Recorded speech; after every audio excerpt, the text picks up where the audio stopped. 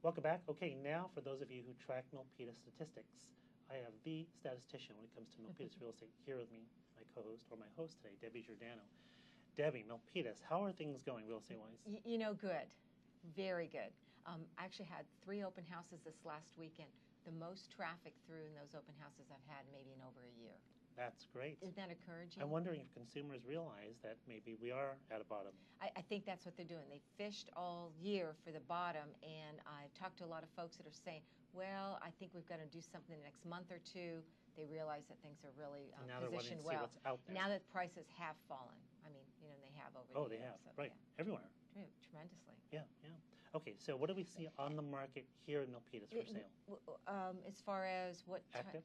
Actives, okay. Actives, we have 164 today that are active. And is that all single family? All single family, correct. Not the condos, just a single family. And we were at 159 when I reported back 2 weeks ago. Okay, so a few more up.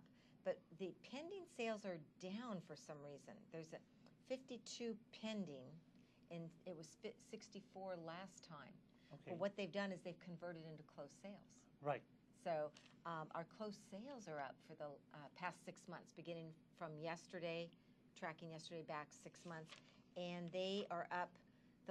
When I reported last 2 weeks, we were at 66 closed escrows. We are now at 79 closed escrows. For the last 6 months. Last 6 months. So the average per month is slightly up. It's gone up from 11 per month now to 13 per month. Oh, that's good. That's a good rise. That is good. Yeah. Now, do you have similar statistics including condos, or right now just single family? I just did single family. Do you think the folks want to know about condos? All right. I think the audience may want to know about that. If you do, send us an email. Send us an email, and we'll make sure we include that. But that's good because it does indicate that consumers think the market's there. It's time to buy. And as we just had Todd here tell us about interest rates, they're really good. Right, right. I think what would still be interesting, I don't know where we get that information, but what percentage of those closed sales are either foreclosures or short sales or just your normal transaction, seller-buyer type of transaction? Right. What do you think about that? I think so also. What's interesting about the way our current MLS system works is that there's no easy way of finding out which one of those active single-family or even condos, which one of those are REOs or which one of those are short sales. And then when they become pending, which ones of the pendings are short sales. I wonder if we've talked about that at the board level to be able to disseminate that information. Well, there have been requests from the Santa Clara Association of Realtors membership to the MLS system, and they are looking to implement some way to do that, but it doesn't exist yet there. Right. Interestingly, in comparison, there are other MLS systems. For example, I also do business in Central Valley, and they have implemented in there an easier way to track, because let's say you have 500 for sale and 700 pending, which means that 700 sounds like many people have bought them, they're going to close escrow next month. Well, how many of those are short sales? Which take 3 to 6 months. Which take 3 to 6 months to close. And sometimes many of them fall out of escrow. And so it's hard to track, is it truly a bottom, or is there simply a lot of activity? That would be something interesting to track. But here, with what you've tracked with Milpitas, it does appear to be genuine activity. It doesn't appear to be, false numbers. Statistics can do anything. And beyond just these 3 numbers, the pending, active, and the 6-month close, that for me, the truest level of activity are those open houses. And I'm out there working, most every weekend, and I'm able to give you that first line of information. And this last weekend was tremendous. I had never seen so much. Did you have a lot more signs out than normal, or is it the same as always? Just same old, advertise. I do Craigslist, all types of advertising that I use to bring people in. So nothing had changed in that way of advertising. What are you seeing move? Are you seeing the 700,000 and below, or? Good question. I don't have an answer for that. I would have to go back in and really look. Just from my personal inventory, I've got a few in the $700,000 range in there, and they're pretty stagnant in terms of. They just seem to be in that they're not high enough to track that high-end buyer, and the low end is certainly still moving. It's that middle range that's finding some difficulty moving. So Debbie, what do you see as the market continues over the next, say, 2 months? Are you expecting more activity? Are you expecting things to level off? Seasonally, we start to level off, and possibly even dipping towards the end. We do. July and August are usually lower type of months, and people are, doing their vacation things or whatever they've got to do. I think combined with where we are with interest rates, as Todd talked about it, where we are with a lot of activity of people looking, I think that it still may be a really good time to catch that last-minute buyer at this time, to sell.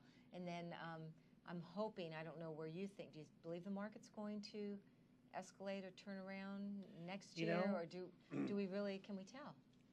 It would be difficult for me to speculate. I'm data-driven, so I tend to follow data, but data doesn't always tell you the man in the street perception. And we had just come back from the California Association of Realtors director meetings in Sacramento, and just hearing the feedback, it gives me optimism that there's a lot of activity. What remains is that, and I only mentioned one MLS system, is how many of those pending sales are truly buyers that can qualify, such as what Todd touched on, or how many of those are short sales, which have a high probability of falling out of escrow because I it agree. takes We need that a data. specialized agent to handle a short sale. Right. I don't know how much time we have left, but I do want to talk a little bit about short sales. As you and I began the program last year, short sale, we defined what a short sale was. We talked about how it happens and where do you see, you are, I believe, one of the I'm leaders. not an expert. You're I mean, the we are leader in the definitely very industry, active. I know, but you're very active in short sales. Right. Where do you see that market heading right now? I honestly think that the short sale market is growing like the REO market. And I think the REO market is growing simply because many short sales are not successfully closing escrow.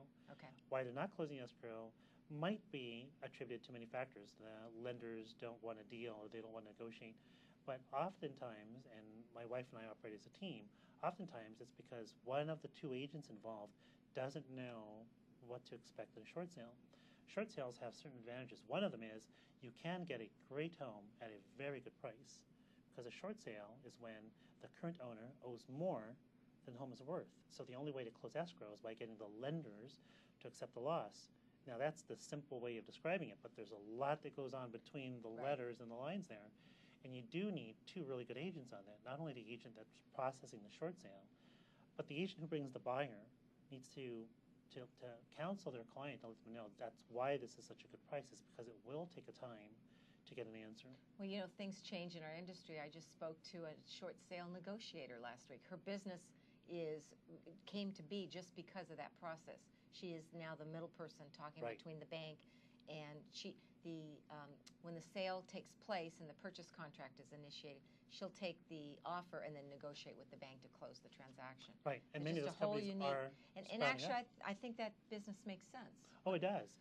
I think it's very labor and time intensive for me as a listing agent to have a buyer, an agent bringing me a buyer, and now the processing part. And to have the knowledge. I understand that there is a certain lingo, there's a certain... Oh, as with anything. With anything that you do, and I think that... But short sales are very possible. There's and they tell me 1 minute left. There's a couple of myths on what short sales can and can't do. There's a myth out there that says if you have 2 loans, you can't get a short sale done. That's not true.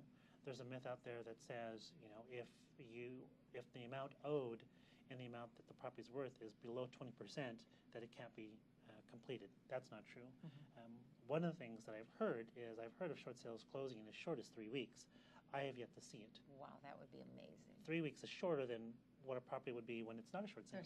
So if that can be happening, there's obviously something else going on behind it. And what I'm also seeing is that there are certain banks that, for whatever reason, are just not open-minded to the short sale. Right. And it's pulling teeth. And if you, the viewer, are interested in knowing what those are, send me an email. Be happy to shoot it back out to you. I don't want to say it publicly because I don't have an attorney here, and we never know where those things lie.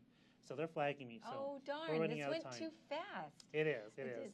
I will bring back next time statistics on townhomes in Milpitas. I think that's a nice thing to follow, too. I would like to do that. Okay, until next time, Debbie, Edwin, saying happy hunting as you look for your place to call home.